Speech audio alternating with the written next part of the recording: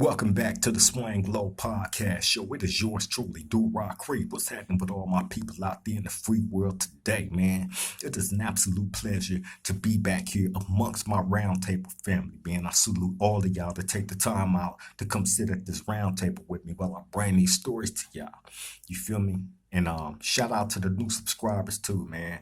Thank you for choosing the Swang Low Podcast to come be part of the team and family structure. And if you haven't already did it, man, please take this time out to like, comment, and subscribe to the Swang Low Podcast Show. It is greatly appreciated. Okay, we're going to go ahead and jump right into this thing. I don't want to hold y'all too much longer. This happened back in the year 2003, right? I told y'all a story about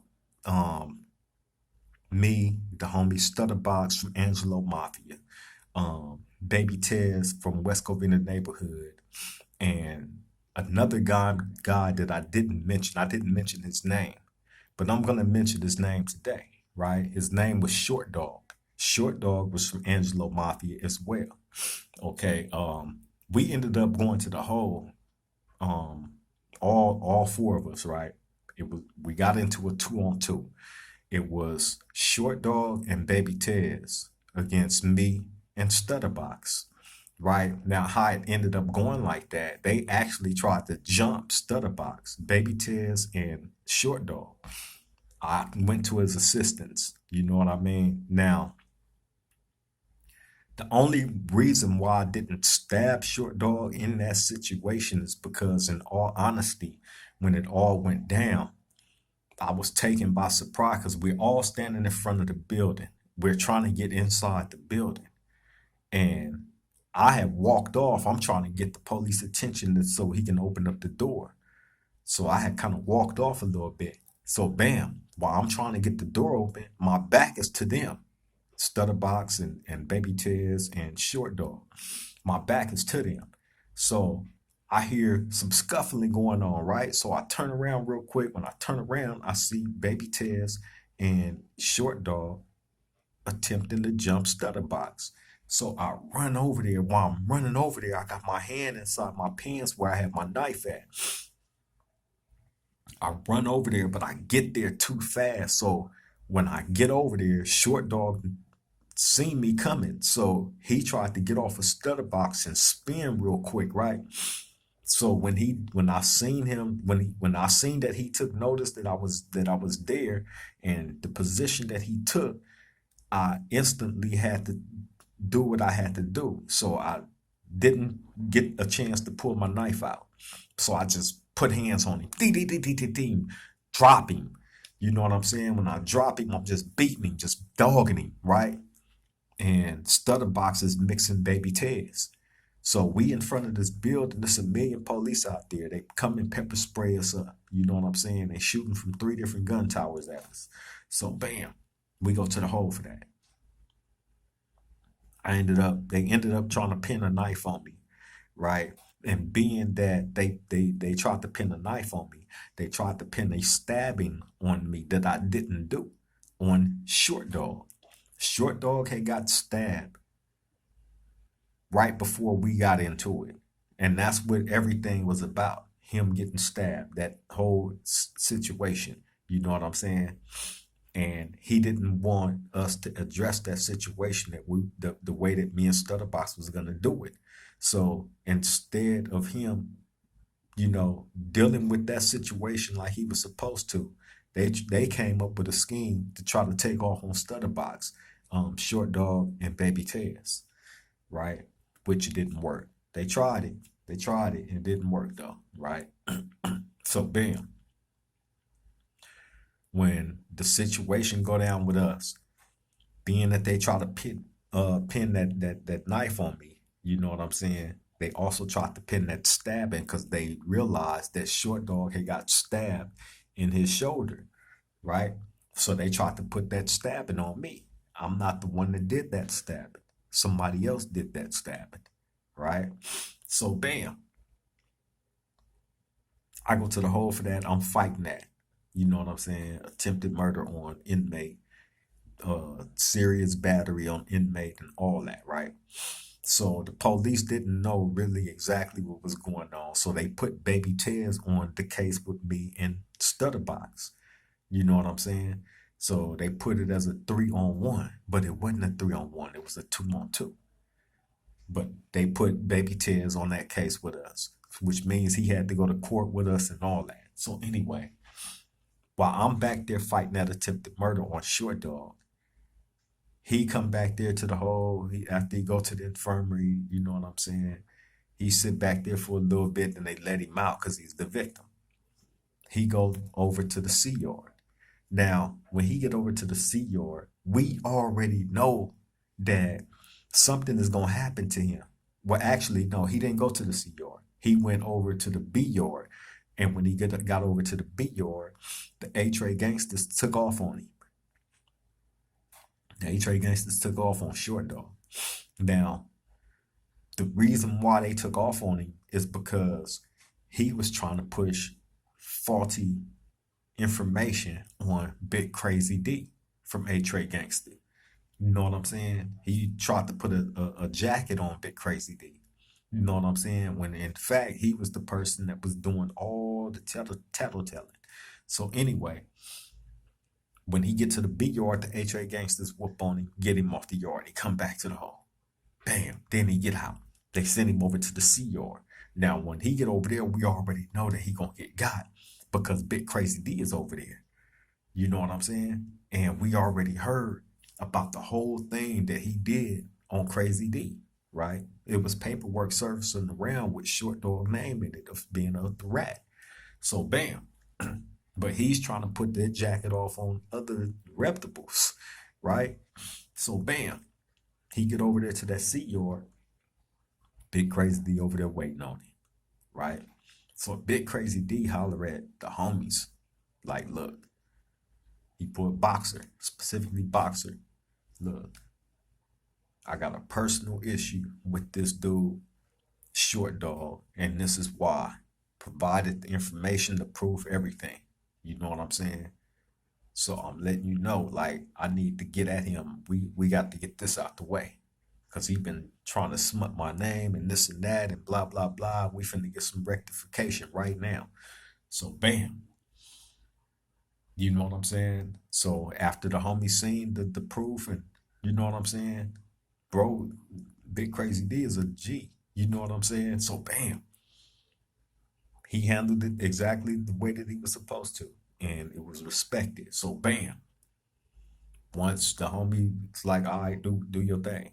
You know what I'm saying? No other A-Tray gangsters got in it. No other SGVs got in it. Short Dog knew it was coming. So bam. Specific day, he caught him out there. You know what I'm saying? And went to work on him. Hacked him up. Big Crazy D hacked him up. You know what I'm saying? Stabbed him, got him good. Hacked him up. Bam. So Big Crazy D come to the hole for that. You know what I'm saying? So mind you, I'm moving from you know, we had 2 buildings that was the hole. The original hole was 5 block, but the whole overflow was 4 block. Now the overflow was in a general population building, only it was just like they had a tier or half a tier or probably the whole tier at times, it depends. They have all that sectioned off for the whole, and then the rest, like all the downstairs, would be general population. So all you know, we go over there, make our pickups. You know what I'm saying, and then I get moved back. You know what I'm saying, over to where the main hole was at with everybody's stuff. You know what I'm saying, and that's how we did it. You know what I'm saying. So bam. Doing one of those pickups, I ended up in the cell with Big Crazy D from A-Tray Gangster, right? Me and him Cellies. Bam. We actually would stay Cellies until he transferred out. I think he had went to Lancaster after that. You know what I'm saying? But we were Cellies, and you know, for like a few weeks. You know what I'm saying? A few weeks. Big Crazy D was cool, man. It was a trip because we Cellies, we back there together And we back there for the same person on two different incidents that happened on two different yards at two completely different times involving the same exact person, right? This dude had three of us in the hole. Well, no, it was more than that, including me and Stutterbox. You know what I'm saying? It was us two, Big Crazy D, the other dude from A Trade that jumped on his head. You know what I'm saying?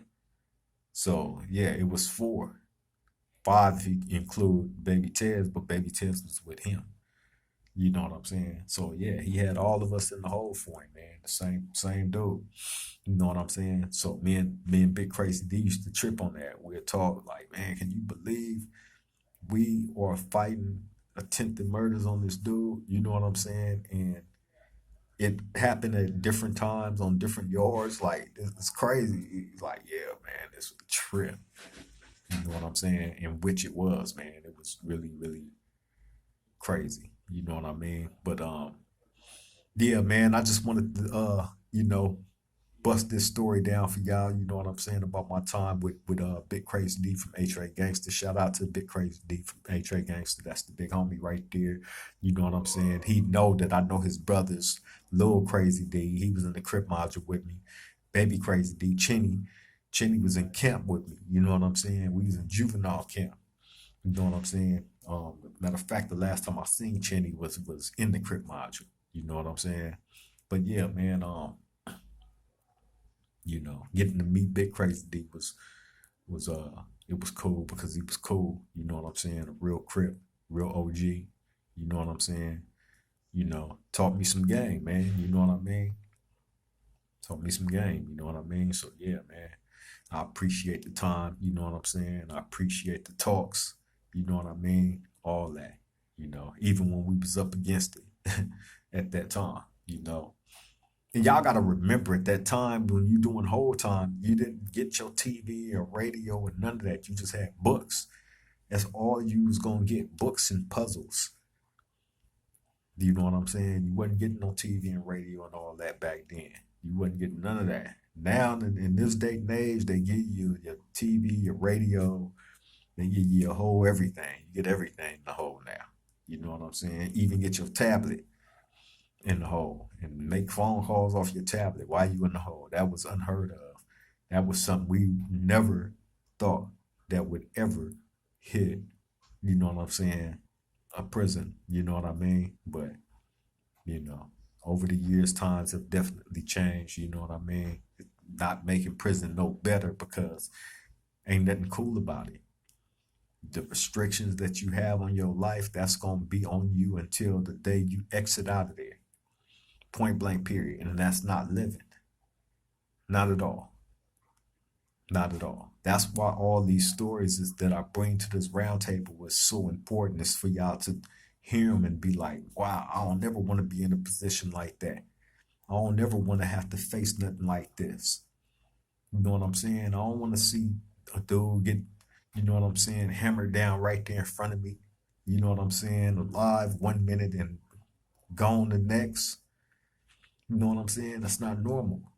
You know what I mean? The basic person to have to go through therapy to get over some of those traumas of seeing these type of things and being a part of these different wars, and you know what I'm saying? You not knowing if you're gonna walk away from that. You know what I'm saying? By the blessings of God, I've been able to walk away from many wars that have transpired behind them prison walls and the LA County jail walls. You know what I'm saying? It's been a lot. It's been a lot. I come to y'all, man. I bring to this round table different stories for a reason. You know what I'm saying? Whether some of the people that's involved in some of these stories like it or not, you ain't got to respect it. If you was a part of it and you are on the bad end of it, then I can understand you being mad and upset, but the truth is the truth, and the truth shall stand forever in time. You know what I'm saying? Because you got to look at it like this. If you wouldn't have committed whatever bad offense that you may be in disagreement about any video that I present to this round table, you know what I'm saying? You know, you shouldn't have made the decision that you did to fall in that category of being looked down on instead of honored. Because really, we want to honor people. We want to bring the people that's making a difference here to honor them. But at the same token, it seemed like the norm is becoming more and more um, of the rejects being more embraced than the real ones are. You know what I'm saying? Rejects. What I mean by that is people that you know they just look at things a certain way. They've made certain decisions, man, that real ones ain't gonna always, you know, be in agreement with. Point blank period. Like it's gonna be a conflict of interest. You know what I'm saying? Based on career moves that you may have taken, you know what I'm saying, or certain decisions that may have made that wasn't, you know what I'm saying, the best decision to make. You know what I mean? I'm just gonna leave it at that. But yeah, man, that's what I try to bring to this round table, though. You know what I'm saying? A little bit of info that's gonna not just uplift you. You know what I'm saying? But make you aware of certain things that you know are places that you don't want to be in your life, where you are entrapped in a very very dangerous environment. You know what I'm saying? So it's just something more to give you to think about, you know what I'm saying, to contemplate when you're going to make a bad move or making a bad decision, man, that can cost you everything. Freedom and all, family and all. For real, for real. But yeah, man, on that part, I'm gonna get ready to get up out of here, man. I appreciate the time. Thank you all for coming back to this round table, sitting down with me. You know what I'm saying? It's an absolute pleasure. Anytime I get to spend with my peoples, you know what I'm saying? Thankful to be able to bring another story to y'all. You know what I mean? Shout out to the big homie Crazy D. You know what I'm saying? Nothing but love and respect, bro. You know what I mean? On that note, I'm finna get up out of here, man. To the next time we meet at this round table, y'all take care and be safe out there. Triple gang.